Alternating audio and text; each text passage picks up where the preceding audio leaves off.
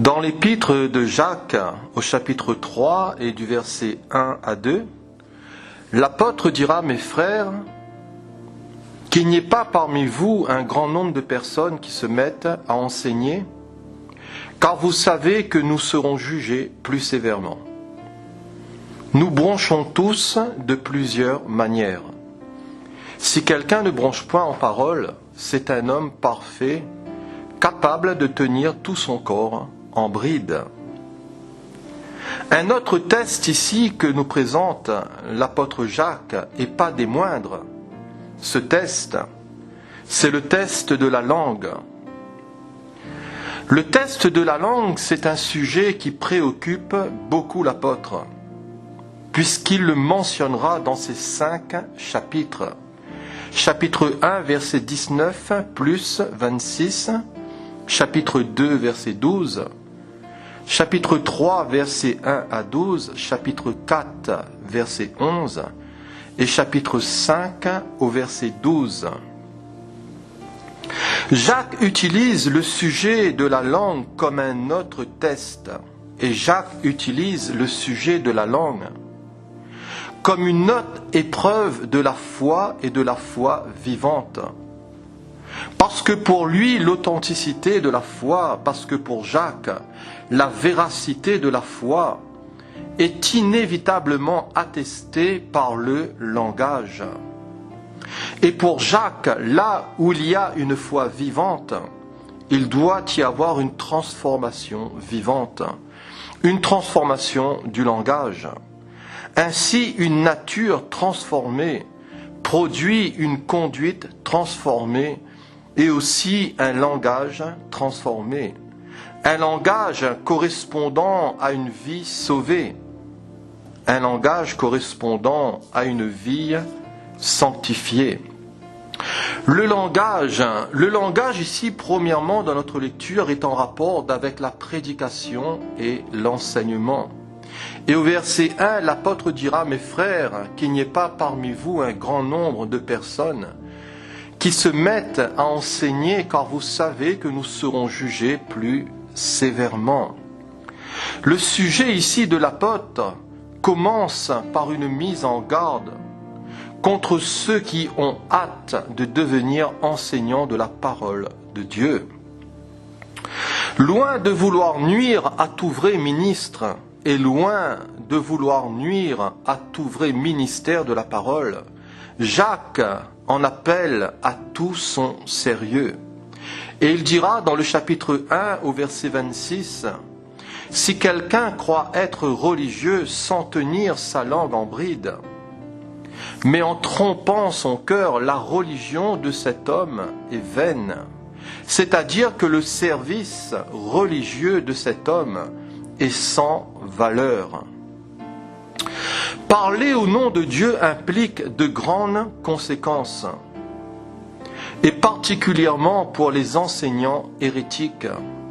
Et l'apôtre Pierre dira dans sa 2e épître, « Il y a eu parmi le peuple de faux prophètes, et il y aura de même parmi vous de faux docteurs qui introduiront sournoisement des sectes pernicieuses, et qui, reniant le Maître, qui les a rachetés, attireront sur eux une ruine soudaine. Plusieurs les suivront dans leur dissolution, dans leur dérèglement, et la voix de la vérité sera calomniée à cause d'eux. Par cupidité, ces gens possédés par l'amour de l'argent chercheront à vous exploiter. Au moyen de paroles trompeuses, eux que menace depuis longtemps la condamnation, et dont leur châtiment les suit sur leurs talons. À Timothée, Paul dira, si quelqu'un enseigne de fausses doctrines et ne s'attache pas aux saines paroles de notre Seigneur Jésus-Christ et à la doctrine qui est selon la piété, il est enflé d'orgueil, il ne sait rien. Il a la maladie des questions oiseuses et des disputes de mots. D'où naissent l'envie, les querelles, les calomnies et les mauvais soupçons. Prendre la parole et enseigner, quelle responsabilité, mes frères, qu'il n'y ait pas parmi vous un grand nombre de personnes qui se mettent à enseigner, car vous savez que nous serons jugés plus sévèrement. Car vous savez que nous serons jugés plus sévèrement. Ceux qui enseignent seront jugés plus sévèrement s'ils ne mettent pas en pratique ce qu'ils enseignent. Nous serons jugés. L'apôtre ici s'inclut et les pères de l'Église n'en sont pas exempts. À partir du verset 2 de ce chapitre 3, Jacques passera du ministère spécifique de l'enseignement au domaine de la conversation générale. Et il dira au verset 2, nous bronchons tous de plusieurs manières. Si quelqu'un ne bronche point en parole, c'est un homme parfait, capable de tenir tout son corps en bride. Tous les chrétiens sont concernés par le péché de la langue. Et comme dira quelqu'un, la langue c'est un endroit mouillé, où il est facile de glisser. Nous bronchons tous, nous bronchons. Ce verbe signifie faire que quelqu'un trébuche ou tombe. La chute nous fait descendre d'un lieu élevé vers un lieu plus bas. Le non-contrôle de la langue rabaisse et avilit l'homme. Et dans l'Écriture, elle est décrite comme méchante et trompeuse. Dans l'Écriture, la langue est décrite comme étant perverse et souillée, corrompue et flatteuse. Elle est décrite comme étant médisante et bavarde, blasphématoire et insensée, vantarde et aussi querelleuse. Elle est décrite comme étant sensuelle et vile. La langue n'exprime que ce que lui dit d'exprimer le cœur. Car c'est du cœur que viennent les mauvaises pensées, c'est du cœur que viennent les meurtres, les adultères, les débauches, les vols, les faux témoignages et les calomnies. Matthieu chapitre 15, verset 19. La langue n'exprime que ce que lui dit d'exprimer le cœur, et la langue est reliée au cœur. Et à l'opposé de la langue néfaste se trouve la langue utile. Si quelqu'un ne bronche point en parole, c'est un homme parfait, capable de tenir tout son corps en bride. Un homme parfait, seul Jésus a mis en parfait accord ses paroles et ses actes. Néanmoins, celui qui ne bronche point en parole, il montre que son cœur est purifié et mûr, un homme à qui rien ne manque pour être complet, une personnalité achevée. À partir du verset 3, Jacques illustrera l'usage de la parole par 4 images. L'image de la bride, l'image du gouvernail, du feu et des créatures sauvages. Et il dira du verset 3 à 8, si nous mettons le mors dans la bouche des chevaux, pour qu'ils nous obéissent, nous dirigeons ainsi leur corps tout entier. Voici même les navires qui sont si grands et que poussent des vents impétueux sont dirigés par un très petit gouvernail, au gré du pilote. De même, la langue est un petit membre, mais elle se vante de grandes choses.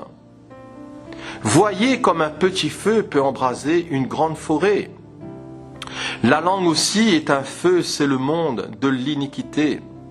La langue est placée parmi nos membres, souillant tout le corps et enflammant le cours de la vie, étant elle-même enflammée par la géhenne. Toutes les espèces de bêtes, d'oiseaux, de reptiles et d'animaux marins sont domptés et ont été domptés par l'homme, mais la langue, aucun homme ne peut la dompter. C'est un mal qu'on ne peut réprimer, elle est pleine d'un venin mortel, nous dit l'apôtre Jacques. L'image ici de la bride. L'homme maîtrise le cheval au moyen d'un mors. Parvenir à contrôler une langue débridée c'est parvenir à contrôler le corps entier. Et le psalmiste dira, je veillerai sur mes voies de peur de pécher par ma langue. Je mettrai un frein à ma bouche. Même les meilleurs chevaux sont incontrôlables sans mort. Et le cheval le mieux dressé ne perd jamais sa force. Le cheval le mieux dressé ne perd jamais sa force naturelle. Même né de nouveau, le péché habite dans la chair, mais par la foi dans l'œuvre de la croix. Sa puissance est désactivée, elle est neutralisée. La deuxième image, c'est le gouvernail. Comparé à la taille d'un navire, un gouvernail est très petit. Pourtant, lorsqu'on active le gouvernail, il modifie la trajectoire et la direction du navire. La mort et la vie sont au pouvoir de la langue. Quiconque l'aime, nous dit la Bible, en mangera les fruits. La troisième image, c'est le feu du commérage, le feu du ladilafé, le feu des ragots, des cancans, le feu des racontards. Une petite calomnie peut diviser. Et une petite calomnie peut diviser un foyer, un couple. Une petite calomnie peut diviser une église. Un mot erroné, un faux enseignement peut égarer une multitude. Dans le psaume 57, David dira que mon âme est parmi des lions. Je suis couché au milieu de gens qui vomissent la flamme. Jacques voit une origine satanique aux paroles mauvaises. Et Satan met le feu à la langue. La langue, c'est le monde de l'iniquité, contaminant le reste du corps, enflammant le cours de la vie, étant elle-même enflammée par la géhenne. La quatrième image, ce sont les créatures sauvages. De nombreux animaux ont été domptés par l'habileté des hommes.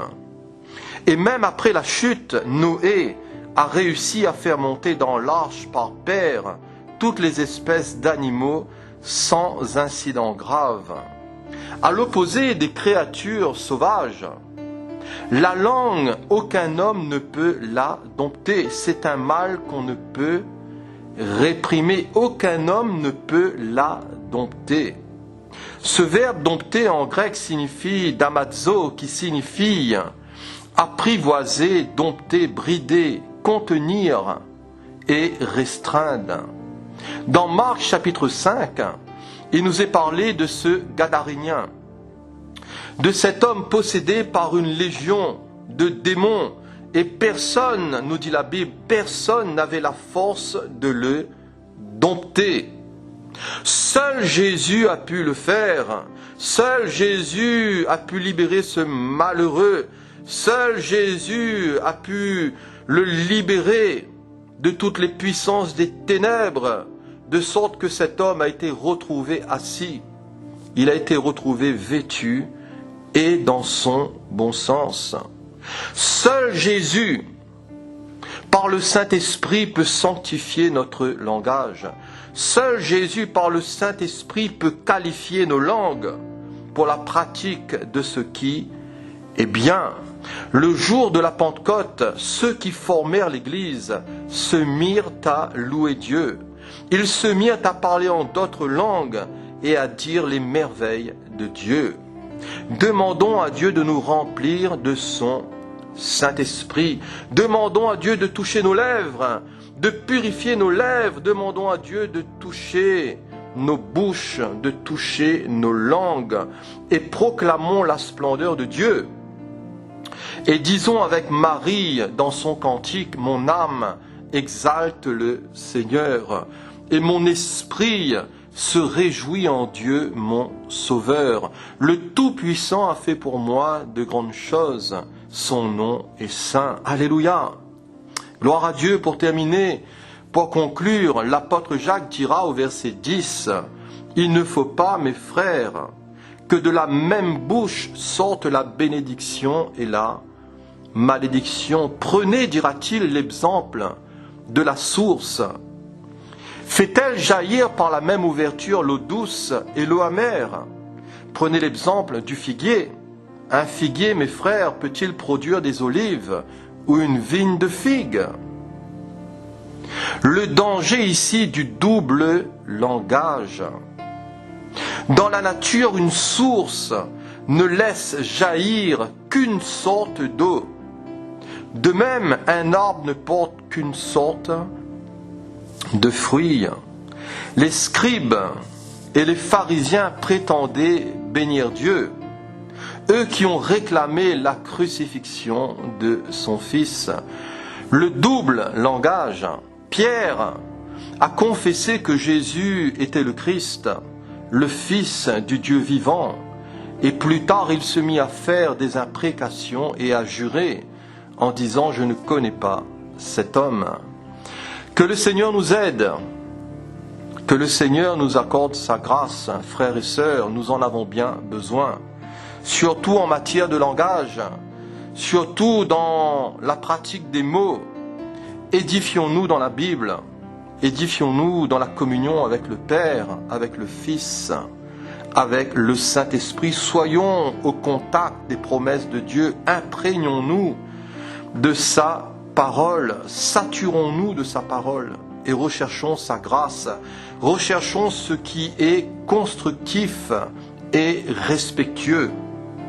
Et associons-nous aux paroles de Job, qui dira dans son chapitre 27 et au verset 3, « Aussi longtemps que j'aurai ma respiration et que le souffle de Dieu sera dans mes narines, mes lèvres ne prononceront rien d'injuste et ma langue ne dira rien de faux. » Alléluia, que le Seigneur vous bénisse tous, chers amis, par ces quelques paroles, et que le nom du Seigneur Jésus soit glorifié. Amen.